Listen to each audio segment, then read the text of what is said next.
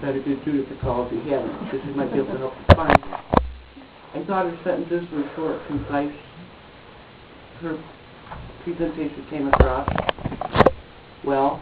The only thing about one constructive criticism is the words like the hormones that we give off. Mm-hmm. Some people may not know what those are, depending on who you're talking Mm-hmm. to. So you might want to give a little bit shorter, just a short explanation of what those are and what they do. You know, such as One, yeah. more of an explanation. Somebody may not know what dermatoma is, Right. or what it does. So you might want to give a short, concise, nothing long, drawn out, technical for something. Short and concise, so that everybody's thinking along the same lines. We're all thinking the same thing. But I think the flow of your speech was absolutely good. Invigorations will be absolutely delighted to have you. I know those girls very well. Sharon and Janet are very good friends of mine. And they do entertain many people that have something to offer to the public.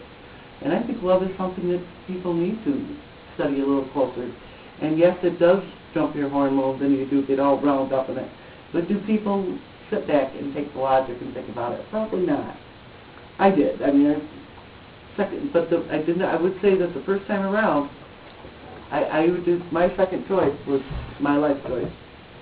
So, yeah, maybe, being the first time around, being logic, I think people are waiting till they get older now, so there's a lot of pluses for to have you step in and help them.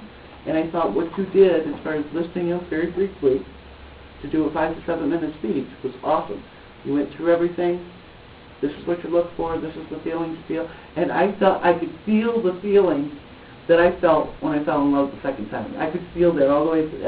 I could follow you all the way through, even to the logic. And that's probably why I'm still with my husband 29 years this year. We've been together 30 years. So there is a lot of truth to what you said. So the only suggestion I have would be to break down some of those definitions. Just quick, clear, short, concise. Because that's what your speech was supposed to do, was be short, concise sentences. Excellent job, though. Excellent job. Now, we're back into general evaluator and evaluation meeting. Did we have a timer on the evaluations? Yeah. We didn't have it on Jim's. I used a little over 2 minutes. And yours was 2 minutes 57 seconds, so it was a little over the 2.5 minutes. Okay. I thought the speech started a little late. I believe Jim was trying to we have a actual chart that will show you where you are and where everybody else is on their progress in Toastmasters. How many speeches you've done, how much you have more to go for your top communicator and all of the other speeches. So Jim was in the process of filling that out before we got the meeting started. So we did get started about 10 minutes later than normal, which is unusual. We really tried to start on time.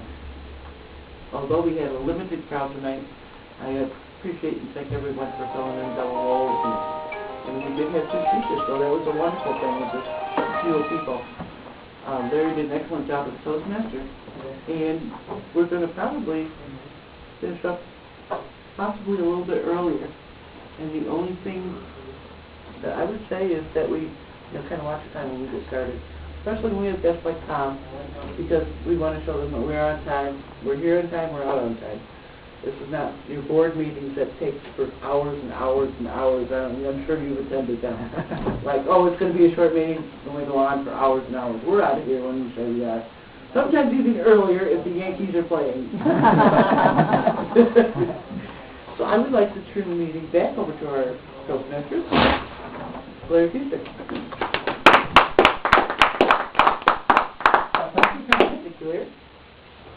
What's one of the jobs of a Toastmaster is to keep track of the time.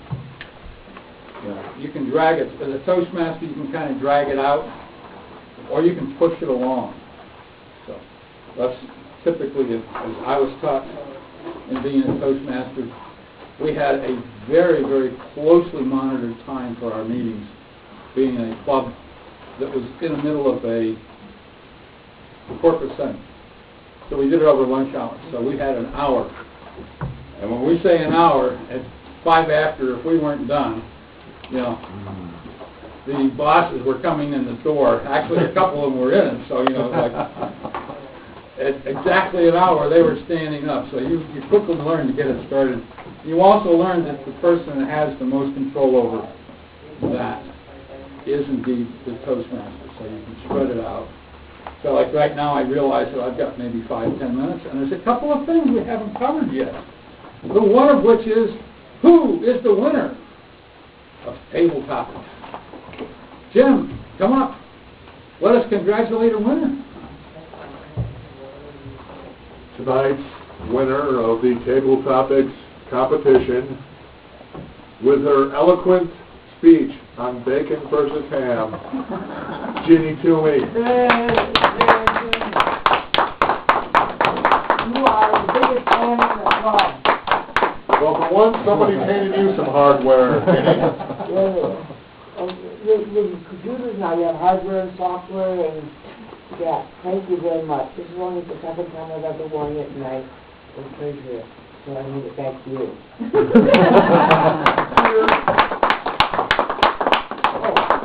You've got jokes, too. Well, good.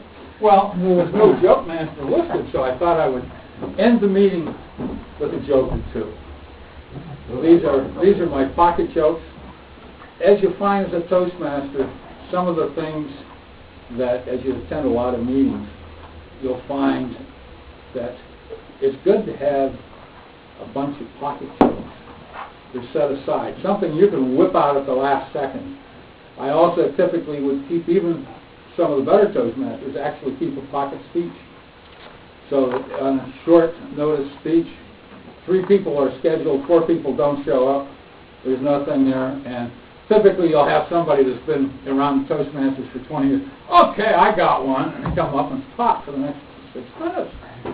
Where did that come from? Oh, well, they've had it in their pocket for the last 3 years. They have rehearsed it. So that's when we say a pocket speech, a pocket joke. Here's one of my pocket jokes. A boy just got his driver's license.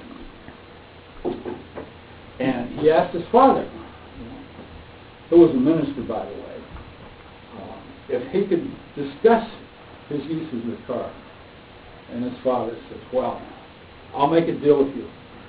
You bring your grades up, you study your Bible a bit, and get your hair cut. And we'll talk about the car. So a month later, the boy comes in and he says, well, I got the great grades in school. I studied my Bible. When can we talk about the car? When can I have a car? And the minister looks at him and says, but you didn't get your hair cut. And the boy says, oh, Jesus didn't have, he had long hair. Solomon had long hair. All biblical guys had long hair. And then Father says, yeah, that's right. And they all walked everywhere they went.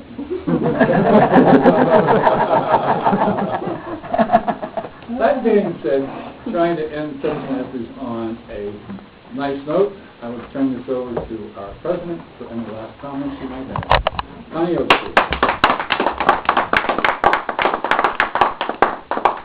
Thank you, Larry. Well, I can't let the meeting go by without St. Patty's Day meeting tomorrow. And there's a certain Toastmaster in our group that has a real special, and I did not ask her if she would present this tonight, but kind of impromptu on my part to ask her to do this. But has a excellent Patty's Day story. And Jenny, would you mind sharing? My leprechaun story.